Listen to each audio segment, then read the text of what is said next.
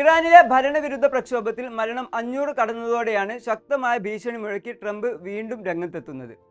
ഇറാനിലെ സ്ഥിതിഗതികൾ അമേരിക്ക ഗൗരവമായി നിരീക്ഷിച്ചു വരികയാണ്. സൈനിക നടപടികൾ, കൂടുതൽ ഉപരോധങ്ങൾ, പ്രതിഷേധക്കാർക്ക് ഓൺലൈൻ സഹായം തുടങ്ങി പല ഓപ്ഷനുകളും പരിഗണനയിലുണ്ട്. സ്റ്റാർലിങ്ക് വഴി ഇറാനിൽ ഇന്റർനെറ്റ് പുനഃസ്ഥാപിക്കുന്നതിന് ഇലോൺ മസ്കിന്റെ സഹായം തേടുമെന്നും ട്രംപ് അറിയിച്ചിട്ടുണ്ട്. സൈനിക നടപടിക്ക് മുതിരുകയാണെങ്കിൽ US-നെ തിരിച്ചടിക്കുമെന്ന മുന്നറിയിപ്പ് ഇറാനും നൽകിക്കഴിഞ്ഞു. ഇറാന്റെ പരമാധികാരത്തിന്മേൽ ഏതെങ്കിലും തരത്തിലുള്ള കടന്നുകയറ്റമുണ്ടായാൽ ഇസ്രായേലിലെ സൈനിക ഷിപ്പിംഗ് കേന്ദ്രങ്ങളും അമേരിക്കൻ താവളങ്ങളും തകർക്കപ്പെടുമെന്ന് ഇറാൻ പാർലമെന്റ് സ്പീക്കർ മുന്നറിയിപ്പ് നൽകിയിട്ടുണ്ട്. ആക്രമണം തുടങ്ങിയ ശേഷം മാത്രം മുന്നറിയിപ്പ് നൽകുന്ന രീതിയിലായിരിക്കില്ല ഇറാന്റെ നടപടിയെന്നും അദ്ദേഹം പറയുന്നു. പ്രതിഷേധക്കാരെ വിദേശ ഏജന്റുകൾ എന്ന് വിളിച്ച് സുപ്രീം ലീഡർ അയത്തുള്ള അലി ഖാംനയി അടിച്ചമർത്തൽ തുടരുമെന്ന സൂചനയും നൽകിയിട്ടുണ്ട്. യുദ്ധമേഖല പോലെയായി ഇറാൻ മാറിയിരിക്കുന്നുവെന്നാണ് പുറത്തുവരുന്ന വിവരങ്ങൾ. തെരുവുകളിൽ രക്തം കൊണ്ട് നിറഞ്ഞിരിക്കുന്നു.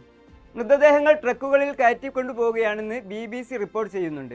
രാജ്യവ്യാപകമായി 495 പ്രതിഷേധക്കാരും 48 സുരക്ഷാ ജീവനക്കാരും കൊല്ലപ്പെട്ടതായി ന്യൂസ് ഏജൻസികളും റിപ്പോർട്ട് ചെയ്യുന്നു.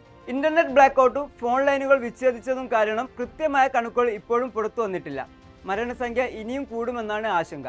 പ്രക്ഷോഭകരുമായി ചർച്ചയ്ക്ക് തയ്യാറാണെന്ന് പ്രസിഡന്റ് മസൂദ് പെസസ്കിയാൻ അറിയിച്ചിട്ടുണ്ട്. സമൂഹത്തെ ഒന്നടങ്കം നശിപ്പിക്കാൻ ശ്രമിക്കുന്ന കലാപകാരികളിൽ നിന്ന് ജനങ്ങൾ അകന്നു നിൽക്കണമെന്ന് പെസസ്കിയാൻ ആവശ്യപ്പെട്ടു.